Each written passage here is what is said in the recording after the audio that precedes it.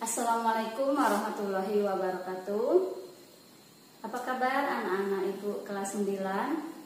Hari ini adalah pertemuan pertama kita pada semester ganjil ya, pada kelas 9. Alhamdulillah, ibu doakan semoga kalian semua dalam keadaan sehat. Ibu berharap kalian tetap menjaga kesehatan, karena suasana kita belajar adalah masih dalam keadaan yang daring. Jadi tolong anak-anak ibu semua jaga kesehatan.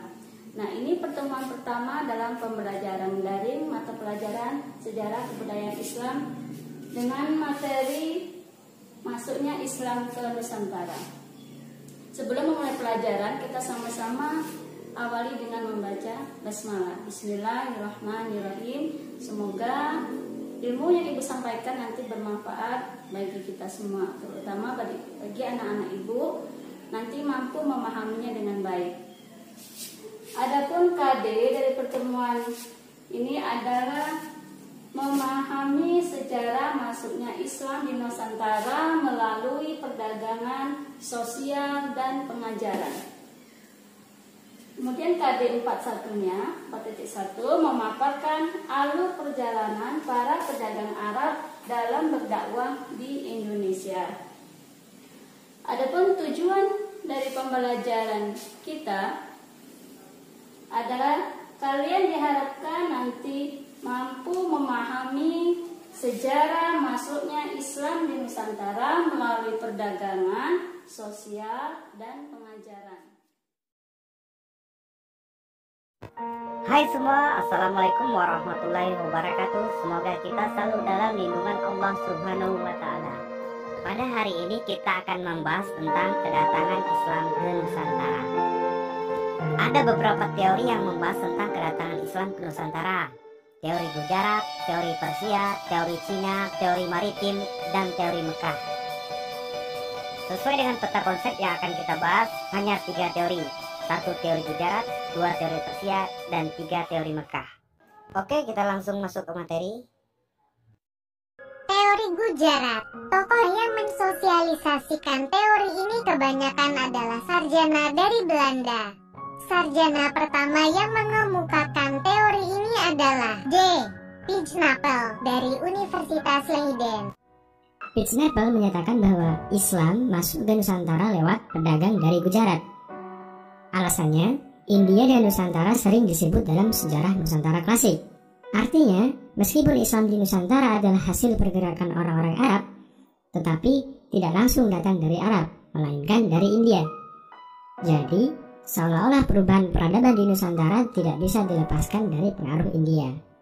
Pelopor terkenal teori ini adalah Profesor Dr. Christian Snodhorgrond. Menurutnya, Islam di Nusantara berasal dari wilayah-wilayah di anak benua India, seperti Gujarat, Bengali, dan Malabar. Di dalam bukunya, Snod mengatakan tidak adanya peran dan nilai-nilai Arab pada masyarakat Islam yang ada di Nusantara pada abad sekitar 12 Masehi sampai abad ke-13 Masehi.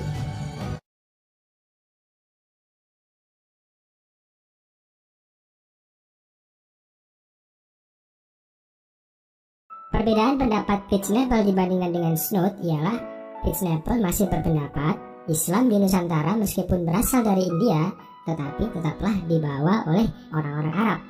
Sedangkan Snod menolak peran orang-orang Arab. Ada lagi pendapat dari seorang orientalis Belanda bernama Jan-Pierre Mokwete. Ia berargumen bahwa batu nisan Sultan Malikus Saleh yang wafat pada tanggal 17 Zulhijjah 831 Hijriah atau 1297 Masehi di Pasai, Aceh, dan batu nisan Maulana Malik Ibrahim yang wafat tahun 1419 di Gresik, Jawa Timur, memiliki bentuk yang sama dengan yang terdapat di Kambai, Gujarat. Oleh sebab itu, Mokwete menyimpulkan batu nisan itu diimpor dari Gujarat, atau setidaknya dibuat oleh orang Gujarat atau orang Indonesia yang telah belajar kaligrafi khas Gujarat.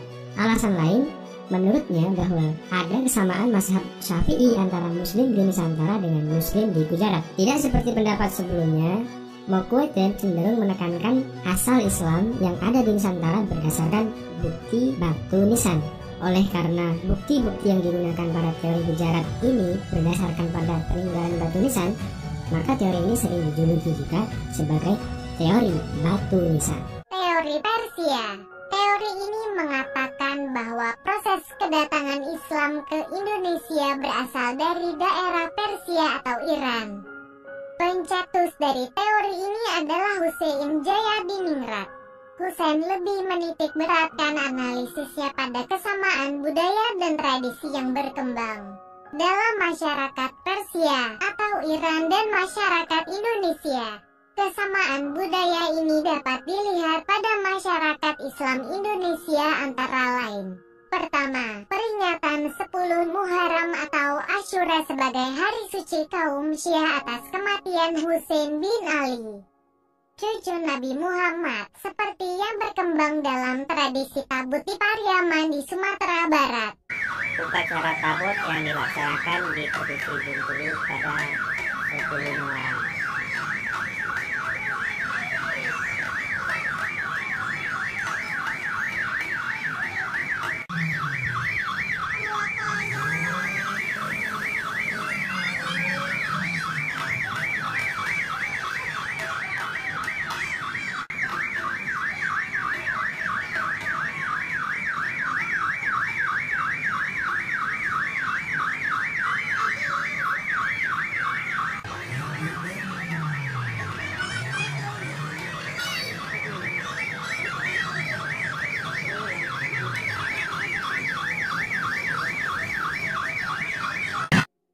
Kedua, banyak kesamaan antara ajaran Syekh Siti Jenar dengan ajaran Sufi Al-Halaj dari Persia.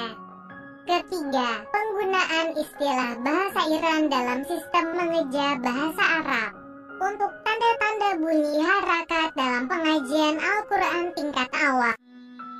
Teori Mekah.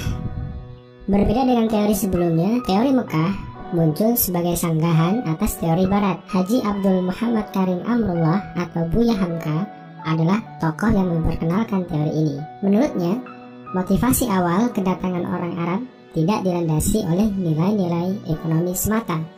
Sebab, dalam pandangan Buya Hamka, jalur perdagangan antara Nusantara dengan Arab telah berlangsung jauh sebelum Masehi. Penyebaran Islam ke Nusantara didorong oleh motivasi spirit penyebaran agama Islam atau dakwah. Menurut Buya Hamka, Islam sudah ada di Nusantara sejak abad ke-7 Masehi atau tahun-tahun awal Hijriah, dibawa oleh bangsa Arab, khususnya dari Mekah. Beliau menyebutkan bahwa Gujarat hanya sebagai tempat singgah bagi para pedagang Arab sebelum menuju ke Nusantara. Salah satu bukti teori Mekah ini adalah naskah kuno dari Cina yang menyebutkan sekelompok bangsa Arab telah bermukim di kawasan pantai barat Sumatera, tepatnya di Barus, Tapanuli Tengah, Sumatera Utara, pada tahun 625 Masehi. Di Barus, yang pernah dikuasai kerajaan Sriwijaya, juga ditemukan naskah kuno bertuliskan nama Syekh Rukunuddin yang wafat pada tahun 672 Masehi. Keyakinan Buya Hamka tersebut dikuatkan oleh teori yang dikemukakan oleh T.W. Arnold sebelumnya. Berdasarkan sumber yang sama, yaitu berita dari Cina, Arnold dalam bukunya yang berjudul The Preaching of Islam menyebutkan bahwa ada seorang pembesar Arab yang menjadi kepala daerah pendudukan bangsa Arab di pantai barat Sumatera pada tahun 674 Masehi. Penulis Barat, kata Buya Hamka, melakukan upaya yang sangat sistematik untuk menghilangkan keyakinan negeri-negeri Melayu tentang hubungan rohani yang mesra antara mereka dengan tanah Arab sebagai sumber utama Islam di Indonesia dalam menimba ilmu agama.